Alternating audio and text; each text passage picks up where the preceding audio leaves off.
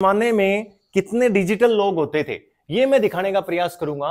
शिव जी हैं वो त्रिपुरासुर का वध कर रहे हैं। बाकी विक्रम जी भाई से देवी देवताओं के बीच में एक छोटा सा ब्रिटिश महिला का पोर्ट्रेट बना हुआ है, शायद कबूतर या किसी बर्ड को इसने पकड़ रखा है। तो तन नगर की यात्रा में हम एक बार फिर आ गए हैं एक मंदिर में जो हनुमान जी का मंदिर बताते हैं। हनुमान जी का मंदिर है, ये स्नेह राम जी जीवराज ने करीब करीब 168 साल पहले बनाया था। बाकी काफी जानकारी हम विक्रम जी भाई साहब के साथ भी शेयर करेंगे। उससे पहले मैं इनको थोड़ा सा दिखाना चाहूंगा कि वर्तमान समय में जो निर्माण कार्य हुए हैं सड़क के, अगर ये निर्माण कार्य सही से नहीं होते तो आप देख रहे होंगे करीब करीब एक पोर्शन इस मंदिर का पूरा नीचे जा चुका है। और इसको और अच्छे से समझने के लिए जो हमारा एक स्तंभ होता है जिसके में हम पूरी इंफॉर्मेशन होती है, ये स्तंभ पूरा का पूरा जमीन में चला गया है जो कि 3-4 फुट ऊपर रहता है। हर छतरी के बाहर, हर स्मारक के बाहर मोस्टली ये हमें मिलता ही मिलता है। तो निर्माण कार्य जो भी हुए हैं उनमें थोड़ा सा रहा है कि सड़क बनते बनते उसका बढ़ाव हो जाता है और वो ऊंचाई पे आ जाती है। तो इस मंदिर को हनुमान मंदिर के रूप में जाना जाता है। वर्तमान में भाई साहब के परिवारजन इस मंदिर की पूजा अर्चना करते हैं। और इनका नाम, शुभ नाम आपका? मेरा विकास शर्मा नाम है। तो विकास जी, ये मंदिर में आप कब से रह रहे हैं? इस मंदिर में मैं रह रहा हूँ 20 साल से। और मेरे परदादा जी मतलब इस मंदिर की पूजा करते थे। उनकी मतलब एज 85 में उनकी डेथ हो गई थी। इतने साल उन्होंने पूजा की थी, फिर मेरे दादाजी ने की थी, अभी मेरे बड़े पापा का। तो करीब करीब ये जो हमें 168 साल बताया गया है उससे पुराना मंदिर है ये। तो अब हम ऊपर की ओर चलेंगे, इसके फ्रेस्कोस को आपको दिखाने का प्रयास करेंगे।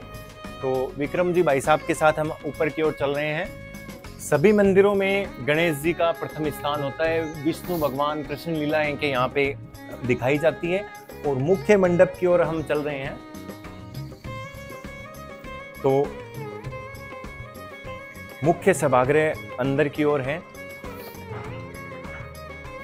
जो यहाँ पे मुख्य मंदिर है। मंदिर शायद अभी इस समय बंद है, एक बार खुलवा देंगे। उससे पहले हम मंदिर के मुख्य और जो फ्रेस्कोस बनी है उनको हम दिखाना चाहेंगे अपने दर्शकों को। बीच में भगवान गणेश जी हैं, कृष्ण भगवान हैं और त्रिपुरासुर का वध बहुत ही सुंदर फ्रेस्को है।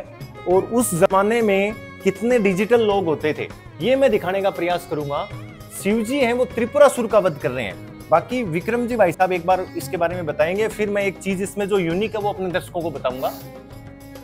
विक्रम जी, शेखावटी में जो त्रिपुरासुर के चित्र है वो कुछ चुनिंदा जगहों पर बने हुए हैं, उनमें से एक ये विशेष रूप से उल्लेखनीय है। वैसे तो वास्तविक रूप में देखा जाए तो इसमें सिर्फ एक ही असुर का चित्र बना हुआ है।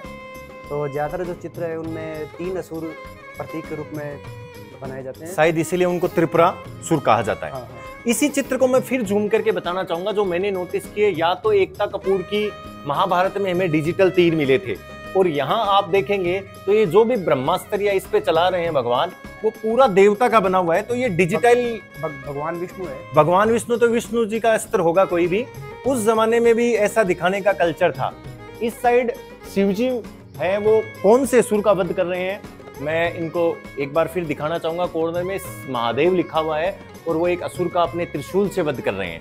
तो शिव जी के काफी चित्र इसमें बने हुए हैं। कोने में सहस्त्र बाहु आप देखेंगे, सहस्त्र बाहु का परशुराम जी अपने परसे से वध कर रहे हैं। तो सहस्त्र बाहु जिनके 100 भुजाएं थी, उसके पास में कंस, और थोड़ी देर पहले हम चर्चा भी कर रहे थे कि कंस का मुख्यतः वध उनके बाल पकड़ के किया जाता है। इस पे नाम भी लिखा हुआ है। हाँ, इन पेंटिंग्स पे एक खासियत अभी भी मेरे को देखने के लिए मिली है कि सभी पेंटिंग्स पे नाम लिखा हुआ है।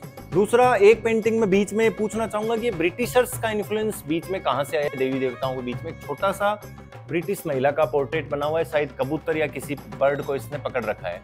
तो यहाँ पे विदेशी प्रचलन भी, जो विदेशी लोग आए थे उनका प्रचलन भी था। मुख्य सभामंडप की ओर हम आपको दिखाना चाहेंगे। भगवान हनुमान जी का ये सुंदर मंदिर है। जो प्रतिमा है मुझे किसी अच्छे क्वालिटी के मार्बल से बनी हुई दिखाई दे रही है। इसके बारे में एक बार पूछना चाहेंगे कि ये कौन से मार्बल से बनी हुई है। विक्रम भाई साहब, अगर आपको पता है तो थोड़ा सा बताने का प्रयास करेंगे। ये बहुत ही सुंदर पत्थर लग रहा है, हो सकता है कोई कीमती पत्थर हो, क्योंकि ये प्रतिमा अपने आप में एक निखार है इस प्रतिमा में। तो ये मार्बल का बना हुआ है, इसमें कहीं भी कोई धारी या कोई धब्बा नहीं है। तो शायद ये मुझे लग रहा है कि ये मकराना साइड का पत्थर हो सकता है। मैं पूछना चाहूंगा हमारे भाई साहब से, आपको इसके बारे में कुछ मूर्ति के बारे में पता हो तो भाई साहब को भी नहीं पता है, हमारे किसी भी दर्शक को अगर पता हो, जहां तक मुझे लग रहा है ये बहुत ही कोई सेमी प्रीशियस या प्रीशियस मार्बल है। मकराना का भी हो सकता है, विदेशी भी हो सकता है, क्योंकि उसी जमाने में लोगों ने सेंडिलियर मार्बल विदेशों से भी लेके आए थे। इस सभा मंडप के मुख्य सभा मंडप में कहीं भी कोई पेंटिंग नहीं है, केवल जो सी सेल का काम था, आपको जिसको एराइज का भी काम बोलेंगे, पूरा वही काम किया हुआ है। नीचे का फर्श एज इट इज है, जो उस जमाने में था, जैसे टाइल्स लगी हुई ऐसे चमक रहा है। तो ये हनुमान जी का रतन नगर में मंदिर था, हमने आपको दिखाने के प्रयास किए हैं। इसके बाद आपको एक मंदिर और दिखाने का प्रयास करेंगे, तो आप हमारे साथ बने रहें और हम फिर आपसे मिलेंगे अगले मंदिर में। तब तक के लिए धन्यवाद, जय हिंद। मंदिर के अंदर हम गए थे, हमें एक जगह बहुत सी काली लाल टिक्कियां सी महसूस हुई, तो हमने जानना चाहा आपसे कि माता जी ये टिक्कियां क्यों लगाई जाती है? क्योंकि ये गणगौर पूजती है, सुहागन लगाई। हाँ, तो गणगौर पे ये जैसे कितनी है, कितनी लगाई हुई है अगर आपको पता हो? 16। अच्छा, 16। तो काली और लाल अलग अलग क्यों है? अलग अलग होती है सुहागन की। नहीं, तो काली भी है और लाल भी है। एक काजल होता है और एक ये मांग का होता है। अच्छा, तो देखिए दो चीजें हैं इसमें, हमने इन्होंने बताया कि काजल से काली बनाई हुई है और मांग से लाल बनाई हुई है 16। तो शायद इसीलिए हमने एक वर्ड भी सुना है 16 सुहागन, शायद उसी से लिया गया है। बहुत ही सुंदर है। यहाँ पे तो गणगौर पूजा के समय महिलाओं द्वारा लगाई गई टिक्कियां यहाँ पे दिखाई गई है।